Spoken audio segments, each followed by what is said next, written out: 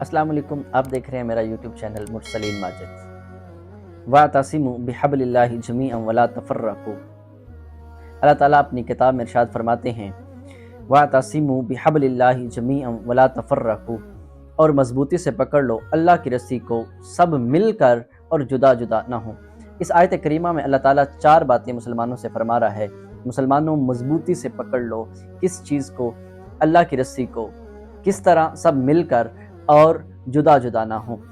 رب کریم اس آیت میں ارشاد فرماتا ہے بحبل اللہ۔ بحبل اللہ سے کیا مراد ہے؟ اللہ کی رسی سے کیا مراد ہے ہمیں نہیں پتا، لیکن عربی میں حبل سے کیا مراد ہے؟ حبل اس چیز کو کہتے ہیں، اس کا لغوی معنی یہ ہے کہ کوئی ایسی چیز جو کسی دوسری چیز کے ساتھ جوڑتی ہے، یا ایک کسی چیز کے ذریعے کسی تک پہنچنے کا ذریعہ، کوئی منزل، گائیڈ لائن، یعنی ایسی کوئی چیز جو ایک مقام سے دوسرے مقام تک ہمیں لے کے جاتی ہے، تو وہ اسے کیا کہیں گے ہم؟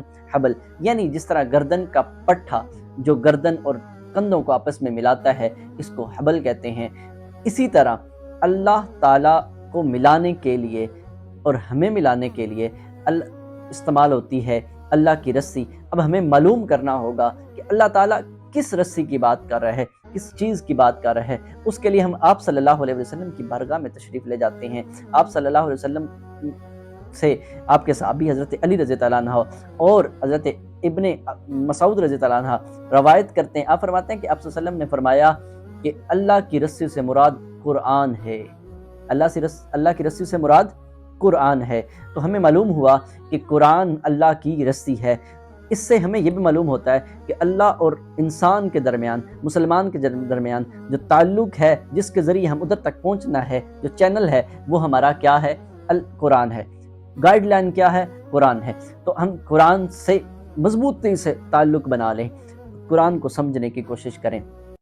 لیکن اللہ تعالیٰ نے اس میں ایک بڑا میسج دیا ہے کہ مسلمانوں آپس میں مل کر اس کو تھامو، جدا جدا نہ ہو۔ لیکن ہم نے کیا کیا؟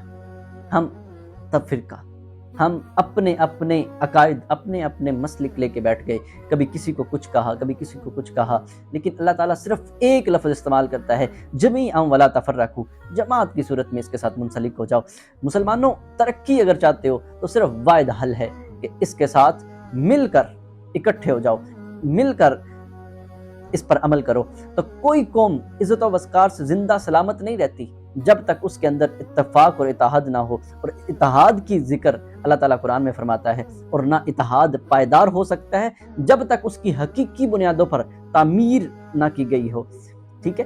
تو ہمیں ضروری ہے کہ امت مسلمہ جسے ہر باطل کے ساتھ ٹکرانا ہے، ہر برائی کو ختم کرنا ہے، اس مسلمانوں کو چاہیے کہ آپس میں اتفاق ہو، اتحاد ہو۔ جب آپس میں اتفاق اتحاد نہیں ہوں گے، ہم کس کے ساتھ کیسے جئیں گے؟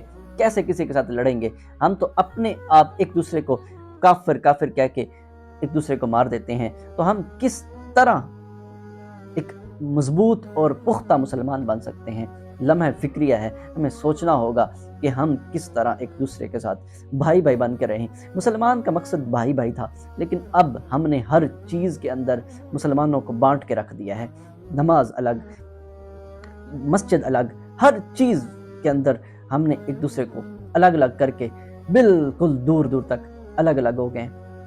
اس قرآن میں، اس آیت میں ہمیں ذکر، یہ ہمیں سوچ دی گئی ہے، فکر دی گیا ہے کہ ہمیں یہ سوچ اور فکر دی گئی ہے کہ ہم نے اکٹھے ہو کر اللہ تعالیٰ کے قرآن پر عمل کرنا ہے، مضبوطی سے پکڑنا ہے، تبھی ہماری کامیابی و کامرانی ہوگی، ورنہ ہم اسی طرح ذلیل و رسوا ہوتے رہیں گے۔ اور یاد رہے کہ قوم اس کی تبھی سنی جاتی ہے، تبھی اسی کی بات مانی جاتی ہے جب وہ اپنے رول اینڈ ریگولیشنز پہ پکا اور ٹھکا ہوتا ہے۔ تو آج کی ویڈیو کے اندر میں خصوصی اور اہم میسج یہ دینا چاہتا ہوں کہ مسلمانوں آپس میں اتفاق پیدا کرو، اتحاد پیدا کرو، ایک دوسرے کو پسند کرو، ایک دوسرے کے ساتھ خلوص اور محبت کے ساتھ رہیں، قرآن پر عمل کریں۔ اور قرآن پر عمل کرنے کے لیے ضروری ہے کہ اس کو سمجھیں، اس کو پڑھیں۔